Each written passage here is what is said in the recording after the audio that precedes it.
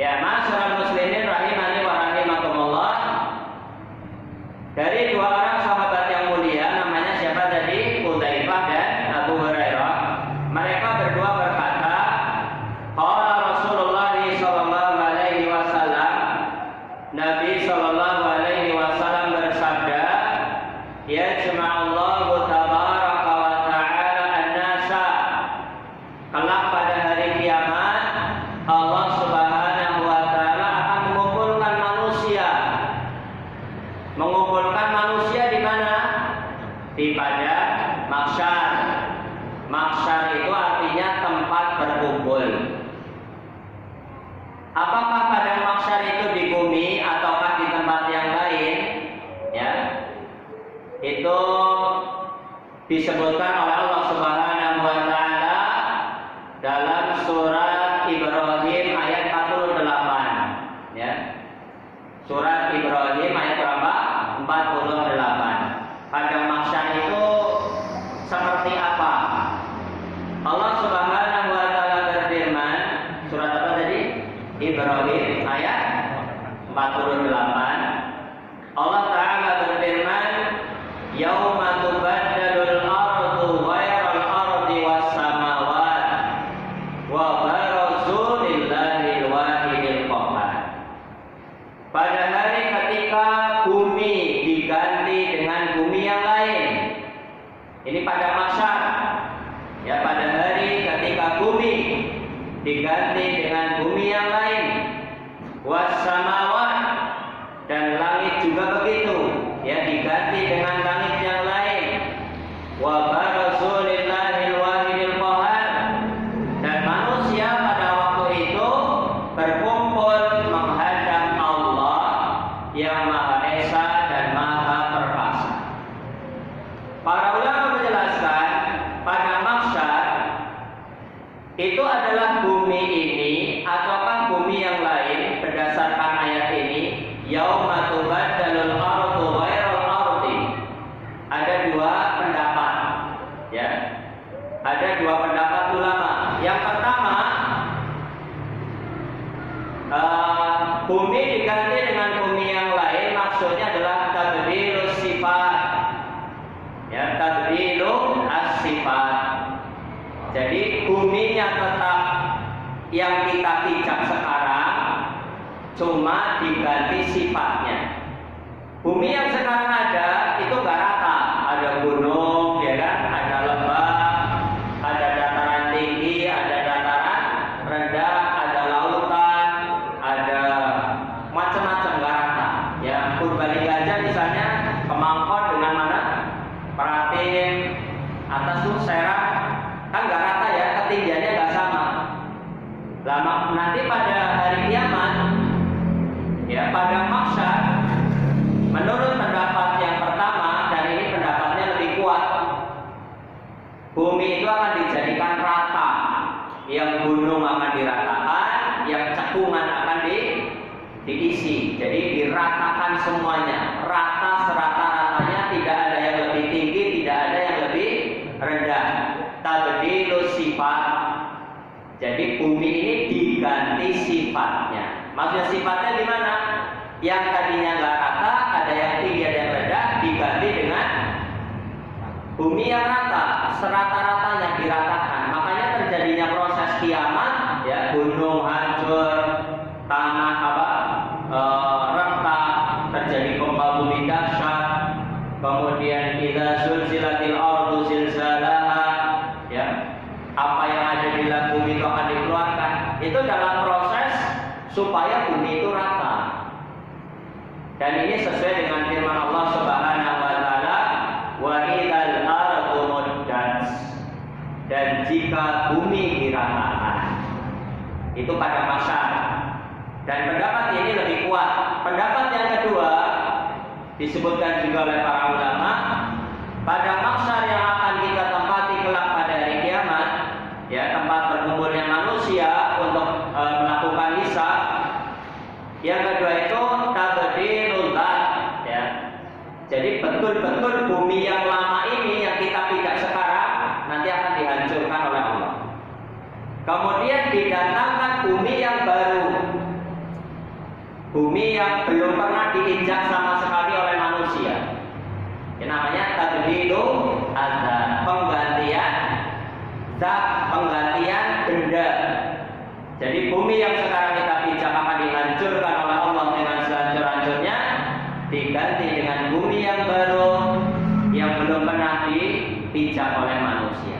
Tapi sekali lagi, pendapat yang lebih kuat adalah pendapat yang pertama.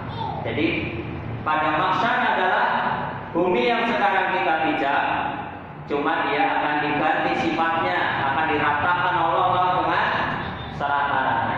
Nah,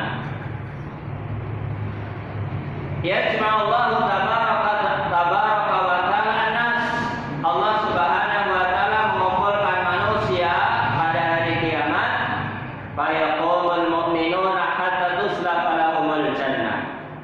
Maka orang-orang yang beriman, ya, itu mereka semuanya berdiri sehingga didekatkanlah surga. Jadi kelak pada hari kiamat, surga itu akan dijadikan dekat, sebagaimana firman Allah Subhanahu wa ta'ala, wa uzlifatil jannatu lil muttaqin. Dan surga pada hari kiamat akan didekatkan bagi orang-orang yang bertakwa. Bayatuna Adam, maka manusia mendatangi Nabi Adam salawatullahi alaihi fayaqulun, manusia itu berkata kepada Nabi Adam, ya abana istaftih lanal jannah, wahai bapak kami. Ya, ini karena Adam itu nenek moyang manusia. Ini sekaligus bantahan bagi teori evolusi Darwin yang mengatakan manusia asal-usulnya dari apa? Dari kera. Kalau seandainya manusia asal-usulnya dari kera, kenapa sampai hari ini kera masih ada? Nggak selesai-selesai evolusinya, sedangkan manusia sudah selesai. Kan ini nggak masuk di akal. Ya. Seharusnya kalau betul, ya, manusia asal-usulnya dari kera, seharusnya kera sudah nggak ada, semuanya sudah jadi apa? Manusia. Ternyata kera juga masih. Dan akidah kita sebagai kaum muslimin adalah meyakini asal usul manusia adalah berasal dari siapa? Dari Nabi Adam alaihissalam yang diciptakan oleh Allah Subhanahu wa ta'ala, tingginya 60 hasta. Ya, tingginya berapa? 60 hasta. Lebarnya adalah 1 adro, ya 7 dirham. 1 hasta itu menurut hitungan internasional, saya pernah baca itu 64 cm, ya 64 cm.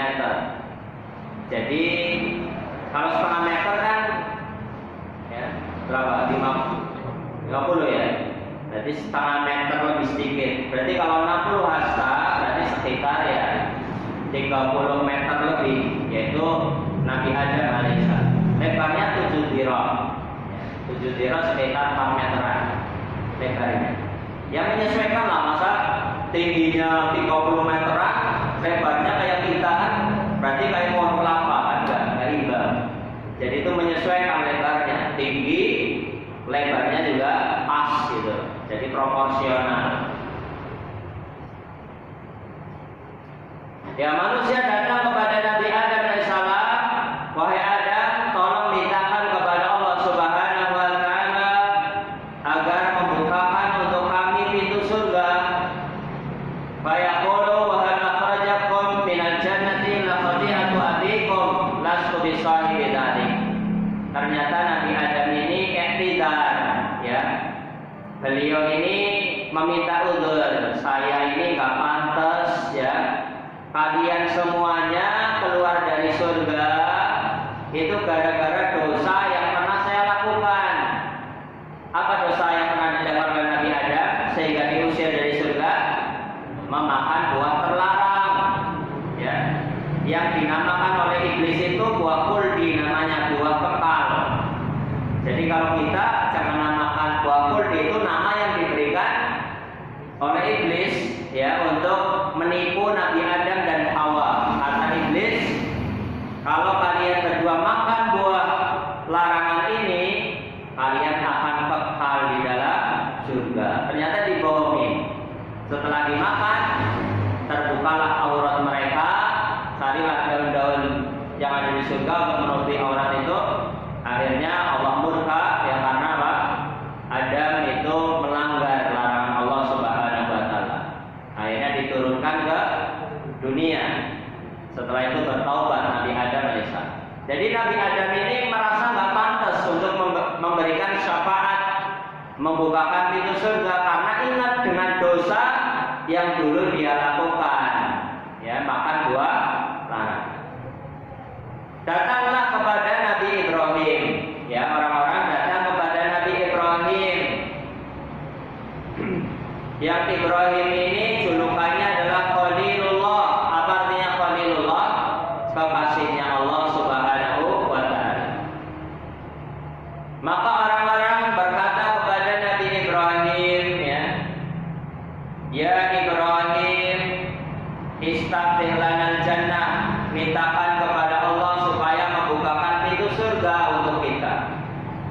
Maka Ibrahim ini juga iktidar, ya minta uzur. Betul saya adalah Khalilullah, kekasihnya Allah. Tapi saya ini sebetulnya ya gak pantas lah. Saya ini orang-orang yang biasa saja, tidak setinggi yang kalian kira. Jadi Nabi Ibrahim ini tawadhu, ya. Beliau tawadhu walaupun sesungguhnya beliau adalah Abul Anbiya, bapaknya para nabi. Tapi tawadhu, datanglah kepada nabi ya yang setelahku. Maka mereka datang kepada Nabi Musa alaihi salam. Manusia datang kepada Nabi Musa. Yang pertama kepada Nabi Adam, kemudian Nabi Ibrahim. Yang ada di hadis ini urutannya seperti itu. Kemudian datang kepada Nabi Musa. Nabi Musa juga iktidar, ya. Nabi Musa itu julukannya adalah Kalimullah, orang yang diajak bicara langsung oleh Allah Subhanahu wa taala. Ya. Orang-orang datang kepada Nabi Musa iktidar. Saya nggak pantas untuk memberikan syafaat, membukakan pintu surga. Datanglah kepada Nabi Isa. Ya. Jadi Nabi Adam, Nabi Ibrahim, Nabi Musa, semuanya iktidar. Datang kepada Nabi Isa yang julukannya adalah Kalimatullah wa ruhun minhu. Ya. Kalimat Allah karena Nabi Isa diciptakan dari kalimat kun, jadilah, maka terjadi. Karena Maryam itu tidak menikah, perawan yang suci, tapi bisa hamil karena kalimat Allah yaitu kun, jadilah, maka terjadi. Wa ruhun minhu, dan dia adalah roh dari roh-roh ciptaan Allah Subhanahu wa taala. Ternyata Nabi Isa juga iktidar. Datanglah kepada Nabi Muhammad sallallahu alaihi wasallam. Setelah itu Nabi Muhammad sallallahu alaihi wasallam itu minta izin kepada Allah Subhanahu wa taala agar pintu surga dibuka dan diizinkan oleh Allah Subhanahu wa taala. Kita bisa bayangkan